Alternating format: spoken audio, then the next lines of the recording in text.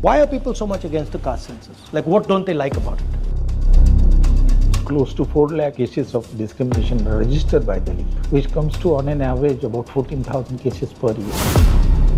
The history of the Dalits, the OBCs, tribals, has just been eliminated. Part of the portion of the Manusmriti was burned. So that's the beginning of the civil rights movement. Thank you so much for coming. Well, thank you very much for inviting me to have an interaction. No, I wanted to talk to you about, particularly the caste census, how it's going, what your thoughts are, and also some of your ideas on education. Yeah. We agree on discrimination and the levels of discrimination in India. So I wanted to get a sense of what you're thinking. No, I also wanted to know the insight that you got through your long march and new knowledge. Yeah. Like, I've had discussions with people about the caste census, where I'm saying, look, all we're doing is exposing the truth. Yeah. Nothing else. Yeah. And they will say to me directly that no, one must not expose this truth. Yeah. Oh, why not? Right? That unfairness is taking place in front of your face. You've got the constitution that says all Indians are equal. It is absolutely crystal clear what is going on, and you just don't want to accept it. The social situation of the scheduled caste or Dalit, I think it's a very auspicious occasion because the 20th March he started the Mahad agitation satyagraha to have an entry to the water with the tank, and it resulted into violence. As you rightly said, the Brahmin priest in the city of Mahad purified the water by putting the urine of cow and milk, and they purified the water because it was polluted because of the touch by Dr. Ambedkar and others. And then of course Dr. Ambedkar got very agitated about this and a lot of pain, anguish. Then they organized the second conference in Mahad, where the part of the portion of the Manusmriti was burned by a Dalit saint and the Brahmin gentleman called Mahad. So that's the beginning of the civil rights movement and denial of civil and political and economic right to the untouchables. That because of his effort, then the constitution had a provision for equal right, equal opportunity, non-discrimination. So we have the legal thing in place. But what is not placed is in the custom and religious belief of the high caste. I had a look at the atrocity data. If you take atrocity data, particularly I wanted to look at it from 2014 to 2022. Close to 4 lakh cases of discrimination are registered by the league under these two acts, Prevention of Atrocity Act, which comes to on an average about 14,000 cases per year and continuously. One of the reasons why scheduled castes continue to remain relatively more poor than OBC and high caste, that they don't have access to resources, land and business, but also whenever they want to get an access, there is a discrimination that they face. There is a completely flawed concept of merit, where I confuse my social position with my capability. Because for anybody to say that our education system or our bureaucratic entry systems are fair to Dalits and OBCs and tribals, I mean, that's just a complete fallacy, because they're culturally not connected to these communities at all. So the entire narrative is an upper caste narrative. This notion of merit is actually itself an unfair idea. Yeah. The roots of this basically in the caste system, and one has to recognize that the lack of any initiative by the high caste who practice discrimination against the caste system and institution of untouchability is the reason why the discrimination continues. You can say till independence formally in terms of rule, the untouchable did not have a right to land, right to business. Neither did the OBC. Yeah, the OBCs were, certain caste of the OBCs were a peasant caste. Yes. That was from, in the Manusmriti they did not have any right to land, but by AD 700, the OBCs were allowed to cultivate the land as a owner and even as a tenant. But the untouchables did not have a right to own the land. But the point that I am making is that the untouchables did not have a right to resources, capital resources, business, and employment in the occupation of the high caste. Their only occupation was the casual manual labor for the high caste. Most of the untouchables were a slave caste, forced labor, attached labor, slave labor. We have given them instrument through which they can have political power, but that political power is not sufficiently backed by the economic power and even educational power. Institutional power. Institutional power. So as a result, they try to come together But at one stage or another, there are fragmentation. No, but there's another bigger problem, which is that the history of the Dalits, the history of the OBCs, the histories of tribals has just been eliminated. I never heard of a Dalit narrative. And then at the same time, there is this idea that is being pushed by the RSS and the BJP, right? Which is basically to destroy their history, to destroy the history of the Dalits and the Adivasis and the OBCs. Research, writing, curriculum is in the hand of the high caste, and they won't write anything about the untouchable because their status was really pathetic. That is why in Maharashtra, the lead was given by the Dalit literature. Their views were not included into the curriculum. So what they did, they say, you don't believe us our life. So they began to write autobiographical writing. And one of the most classical academic writings then they have come. Daya Pawar, Namdev Dasar. They just produced their life, which the high caste could not then deny. And that is how the Dalit history began to... No, but that history is not available through the main education system. An upper caste boy or girl who's going to a school in New Delhi has no idea about this. That's how they can say things like, oh, I don't see any caste discrimination. Obviously, you don't see caste discrimination. In the curriculum now, you rightly mentioned that they are taking out those Ambedkar, Dalit Panther, discrimination. See, what they're doing, they've realized that they need to give lower castes an avenue. So what they've done is, they've given the lower castes the avenue of representative politics. And they've said, whoever wants to become MLA, whoever wants to become MP, can become. In fact, we will make them. BJP will make them. And then what they've done is, they've taken the power out of the representation system. And where is the power? The power is in the institutional framework, except the representative framework.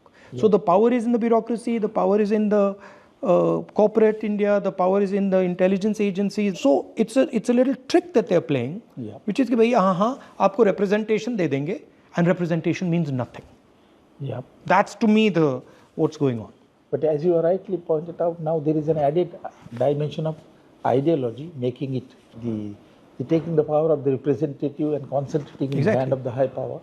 So it has become extremely difficult now. You can see the series of policies are being taken and nothing is being said. I am familiar at least with the education sector, that the new education policy has come in a manner that it looks very good, that it has measured to improve the quality of higher education, but underneath, if you look at it, the objective is to stop the flow of massification of education. For example, bachelor degree has been now made of 4-year duration. There is no reason why it should be made 4-year duration. Now, additional 1 year means cost. So Dalit and poor people will only take 3-year bachelor, other will take 4-year bachelor. They'll be underqualified.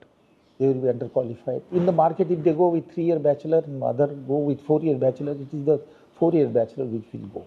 So internal intention is not to push them up to the higher education. I think the most important point and difficult class for them is the one who writes and point out the situation.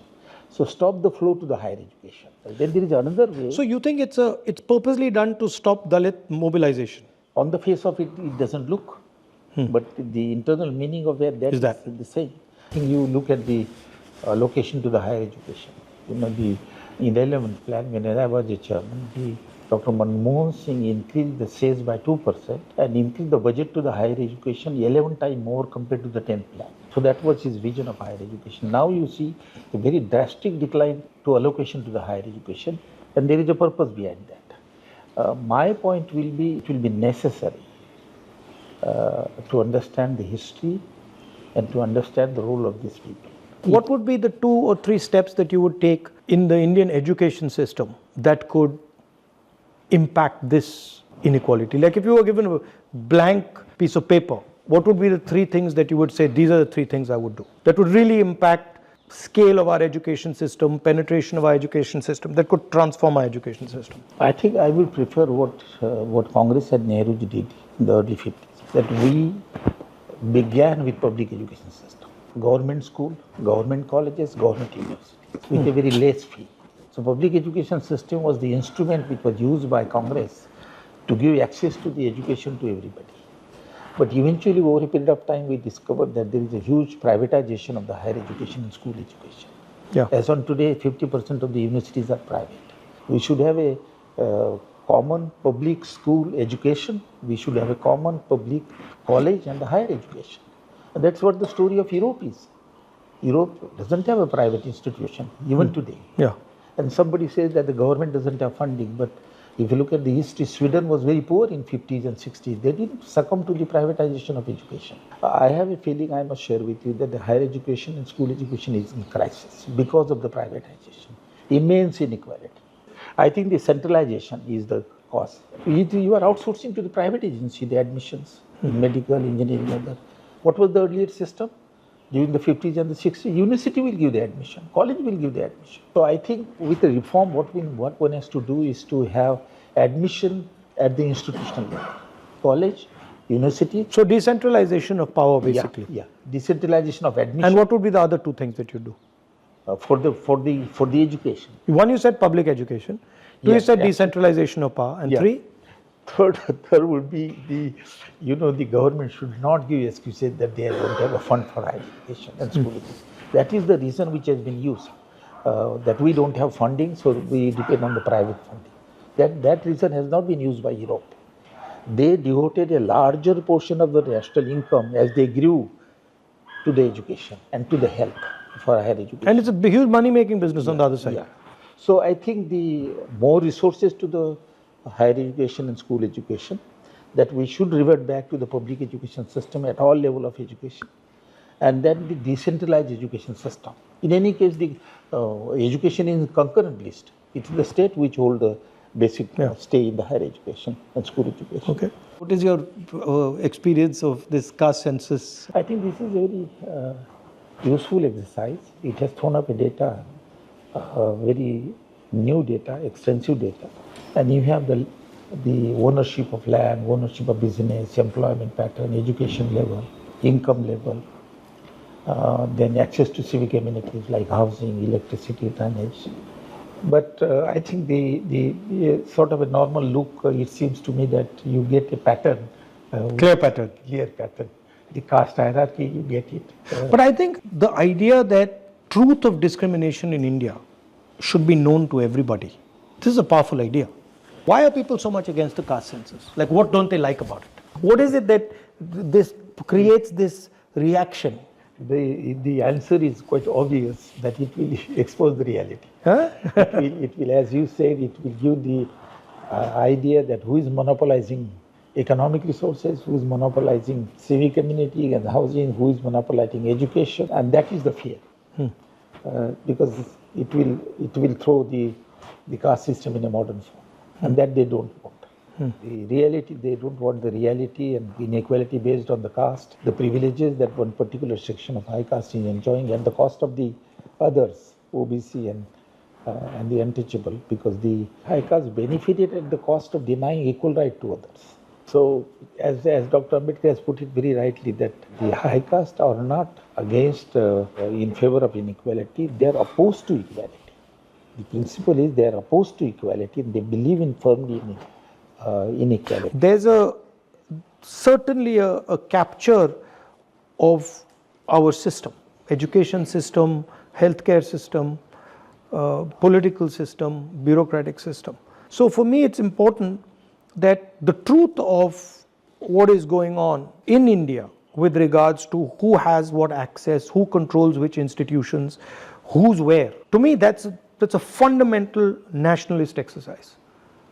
I think it's not supporting the caste census is actually anti-national, because what you're saying is that we're not ready to accept the truth of what is going on in our country. So I'm quite wedded to the idea of the caste census. I think we need to iterate it further, we need to deepen it, and we need to make it more sophisticated. And that's why you have the committee there. And I think it needs to be broad-based. Lovely to see you. Pleasure. Thank you. This is the recent book I got on discrimination, Oxford, Scheduled Caste in Indian Labour Market. This was the earlier one. This was the first on economic discrimination, and it created a wave.